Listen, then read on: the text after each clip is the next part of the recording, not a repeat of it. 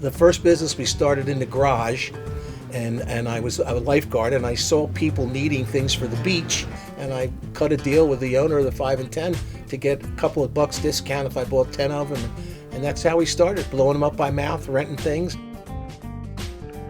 My son was starting to get involved in the business as a kid, and he was a water rat from day one, and he was a surfer, and so we took that direction, and I'm very happy that we did. And he and my daughter Stacy, they're really the ones that made the business what it is. They're the stars of the show.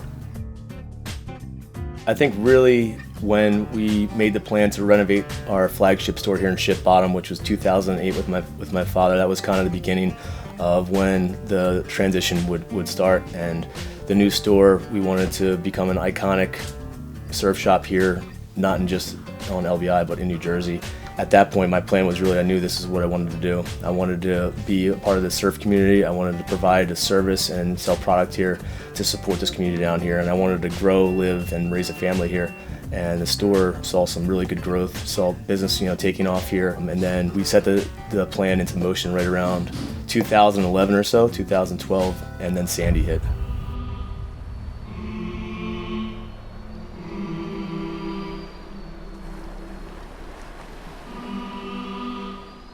I think on Friday is when it really hit that this was going to happen. This was the storm that we had heard about, worst case scenario. After getting the last things done, boarding up the last windows and getting the floodgates on Sunday, the call to stay on the island was abandoned. We knew it was probably best to go off the island.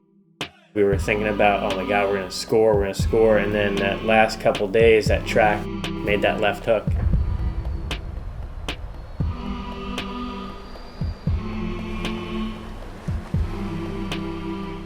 Nothing really could prepare me for coming across here on Tuesday morning to see this beautiful store that my family had come together and built, and to see it completely engulfed in 5 feet of water. It was a tough day for sure.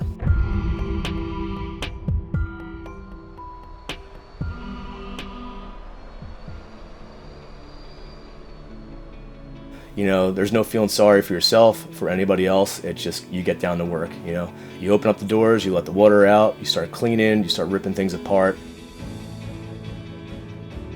They did a great job. They worked very hard. We have great employees, and the kids all they came down. And we brought them over, and they worked very, very hard getting us back together.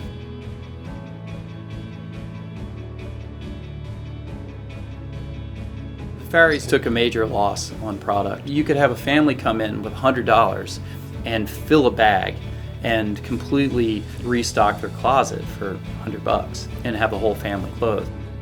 I think that after Sandy, when Brian started to go to Waves for Water and really get involved in bringing the community together after Sandy and really realizing that there was more than just selling surfboards and being our own individual place. I think that Sandy really did bring the community together in a strange way.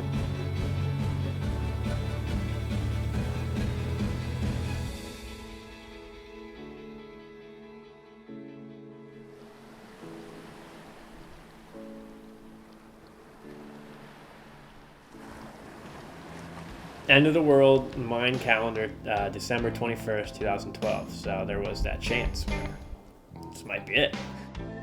It was like the one thing that kind of could take Sandy off people's minds, and everybody stopped talking about Sandy for 5 minutes and started talking about this doomsday swell and how good it was and how the sandbars are set up epic. They're so good.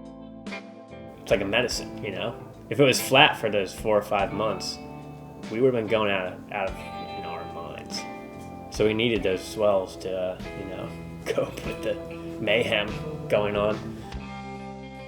That day, seeing everybody in one spot surfing again and coming at almost 2 months out of Sandy, it was definitely one of the heaviest beach break days you could ever imagine. It was freezing cold. It was offshore.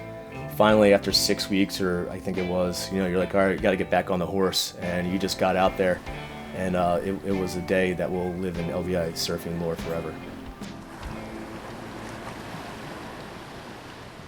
I think LBI in particular holds a really unique place in New Jersey surfing, as it's gone through so many generations of surfers. When all the conditions came together, LBI was the place to be.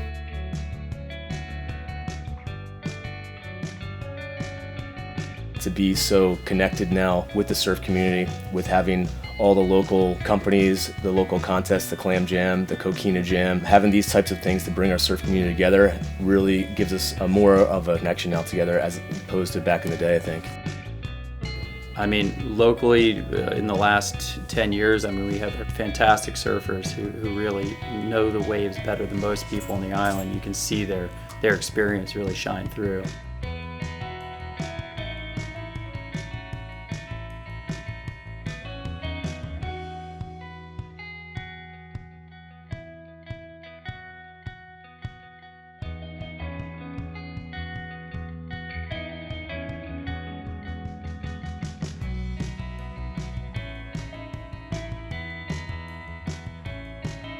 I think Sandy served an example of why a surf shop is really important to a community. Brick and mortar retail is going through a tough time right now, but when you create more than just a store, when you create a destination that people can come to and not just shop, you create this whole sense of community. I think places like this really serve a purpose, an overall well-being purpose to the whole community, and that's kind of what a surf shop's all about. And I'm really glad that we have that here on LBI. And it took a devastating storm to really make you realize how important this community is to you and what it means to you and what you would do for it.